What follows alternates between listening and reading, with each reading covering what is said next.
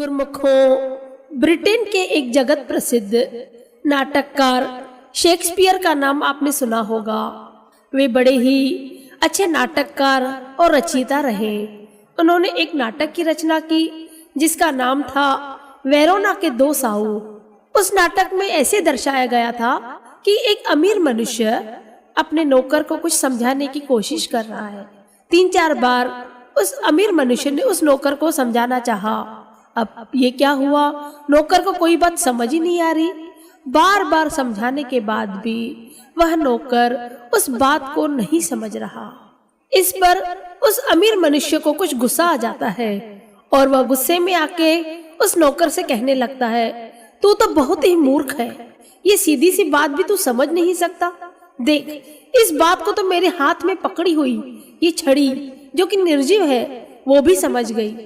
आगे नौकर ने थोड़ा सा मुस्कुराते हुए जवाब दिया, हुजूर गुस्सा न हो, मुझ में और आपकी छड़ी में बहुत ही फर्क है। ये छड़ी आपके वश में है किंतु मैं आपके वश में नहीं हूँ।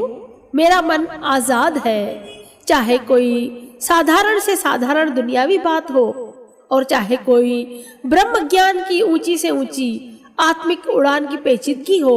जब भी कोई ज्ञानी महापुरुष हमें कोई बात सिखाना चाहते हो तो उस समय हृदय में एक ही बात धारण करनी चाहिए कि सिखाने वाले के ऊपर एतबार करना चाहिए। शिक्षा दाते पर पूरा एतबार होना चाहिए, विश्वास होना चाहिए। जब कभी सिखाने वाले के प्रति मन में संशय और भ्रम आ जाए तब वह कभी भी अच्छा शिष्य नहीं बन सकता, क्योंकि मन में संशय आ गया।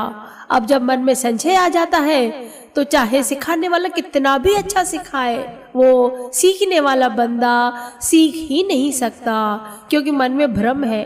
भ्रम के वशीभूत होकर वह मनुष्य, वह जीव, वह शिष्य उस आज्ञा में नहीं चल सकता।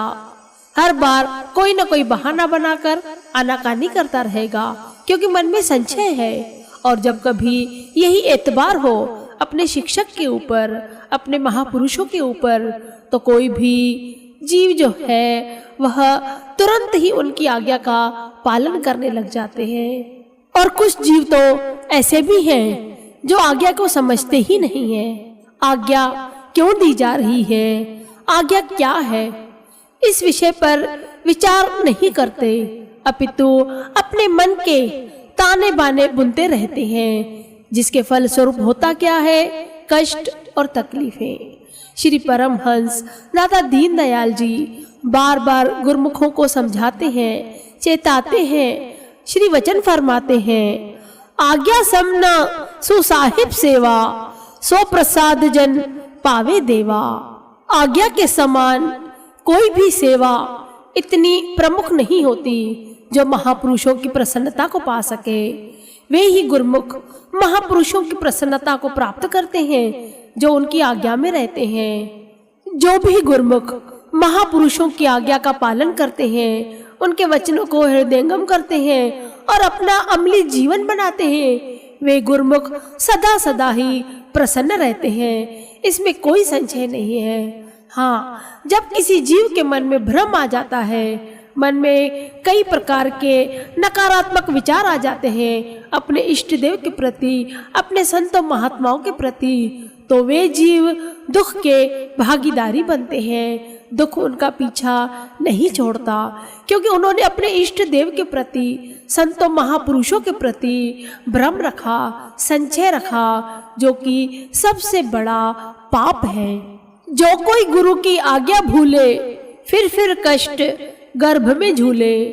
जो भी गुरुमुख महापुरुषों की आज्ञा को भूल जाते हैं, उनके वचनों को भूल जाते हैं, वो बार बार दुख के घेरे में आ जाते हैं, कष्ट और तकलीफों के घेरे में आ जाते हैं। गुरुमुखों, आपसे यही निवेदन है कि महापुरुषों की आज्ञा में चलते हुए अपने जीवन को खुशहाल बनाए, जीवन को दुखी मत बनाइए। खुशियाँ किसमें है? महापुरुषों की चरण शरण में, उनकी आज्ञा में, उनके वचनों में। आज्ञा तो यही है कि 2 घंटे भजन अभ्यास और 5 नियम। महापुरुष हमसे और क्या मांगते हैं? कुछ भी नहीं, क्योंकि वो तो दानी है, देने वाले तो वो हैं। हम क्या दे सकते हैं? हम तो तुच्छ प्राणी हैं, तुच्छ जीव हैं। ये तो उनकी रहमतें हैं जो उन्होंने हमें अपने चरण कमलों का सहारा दिया, नहीं तो पता नहीं हम कहाँ कहाँ भटकते फिरते। गुरुमुखों, इसी प्रकार की एक श्री लीला हमारे द्वितीय पातशाही जी श्री गुरु महाराज जी की। महापुरुष तो पल पल जीवों का उद्धार करते हैं और इसके लिए वे अलग अलग रचनाएं करते हैं। एक बार क्या हुआ, श्री द्वितीय पातशाही जी गुरु महाराज जी ने गुरुमुखों का मार्गदर्शन करने के लिए एक लीला रचाई और सभी उपस्थित गुरुमुखों से पूछा, हम कहते हैं कि सब गुरुमुख भजन किया करें, तो आप यह बताओ कि भजन क्यों करना चाहिए।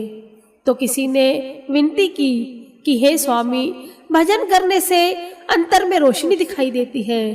किसी ने कहा कि जीवन में दुख तकलीफें कट जाती है।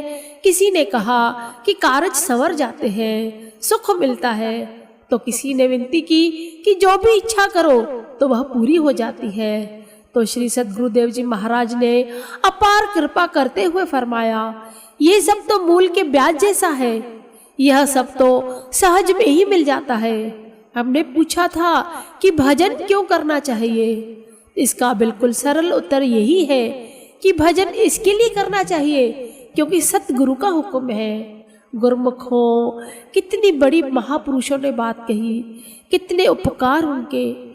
हकीकत में महापुरुषों के जीवों पर अनंत अनंत उपकार हैं। अभी श्री गुरु महाराज जी भी हाजरा हजूर साहिब जी फरमाते हैं कि गुरुमुखों भजन करो। हम तो ये सोचते हैं कि भजन क्यों करें, समय कहाँ मिलता है, सारा दिन घर में, दुकान में, व्यापार में लगा रहता है, या तो पैसे कमाने में, मोबाइल चलाने में, इधर उधर की फिजूल बातों में। सबके लिए समय मिलता है, किंतु भजन बंदगी के लिए, महापुरुषों को याद करने के लिए हमारे पास समय नहीं रहता है। यही कारण है कि आज का इंसान सबसे ज्यादा दुखी है। जबकि अब के समय में आप देखेंगे कि सबसे ज्यादा साधन है सुखों के, किंतु सुख है ही नहीं उसमें।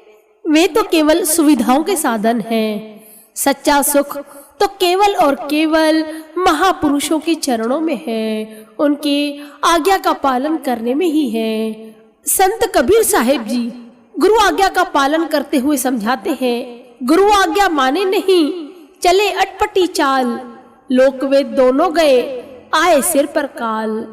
जो गुरुमुख, जो भी जीव गुरु आज्ञा में नहीं रहता और अपने मन के अनुसार कार्य व्यवहार करता है, अपनी अटपटी चाल चलता रहता है, क्योंकि महापुरुष तो सच्ची चाल बताते हैं, सही रास्ता बतलाते हैं। किंतु कई जीव ऐसे हैं जो मन के वशीभूत होकर उस आज्ञा को समझ नहीं पाते। वो अपने मन के अनुसार कार्य व्यवहार करते हैं। ऐसे जो गुरुमुख होते हैं, ऐसे जो जीव होते हैं, उनके दोनों लोग चले जाते हैं और सिर पर काल आ जाता है। गुरुमुखों, कहने का भाव यही है कि महापुरुषों की आज्ञा में अगर हम चलेंगे तो हमें किसी भी प्रकार का कोई भी भय, कोई भी तकलीफ व्यापेगी नहीं, अगर हम महापुरुषों की आज्ञा में रहेंगे। किंतु जब हम महापुरुषों की आज्ञा को क्रॉस करते हैं, वो काट देते हैं, तब दुख हमें घेर लेते हैं। अतः महापुरुषों की आज्ञा में चलते हुए अपने जीवन से दुखों को दूर करो और खुशियों से सराबोर रहो। बोलो जयकारा बोल मेरे श्री गुरु महाराज की जय। गुरुमुखों, आज का प्रश्न है, ऐसी पुण्य धरा का नाम बताओ जहाँ पर हमारे श्री हाजरा हजूर साहिब दाता दीन दयाल जी, श्री छठी पातशाही जी श्री गुरु महाराज जी का शुभ अवतरण हुआ और उनके माता पिता का नाम क्या है जिन्हें ये सौभाग्य प्राप्त हुआ। बोलो जयकारा बोल मेरे श्री गुरु महाराज की जय।